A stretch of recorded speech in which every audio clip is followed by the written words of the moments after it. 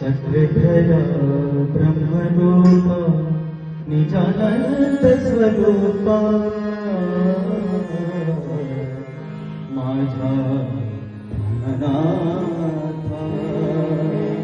आता ही प्राणनाथ हा शब्द आलेला आहे, तर जो घरचा व्यक्ती, ती महिला, ती मुलं जे सेवा करतात प्रभूची, ते मागतात मागणे माझा प्राणनाथ. माझा प्राणनाथ तुला वंदितो. चक्रधरा ब्रह्मरूपा निजानंद स्वरूपा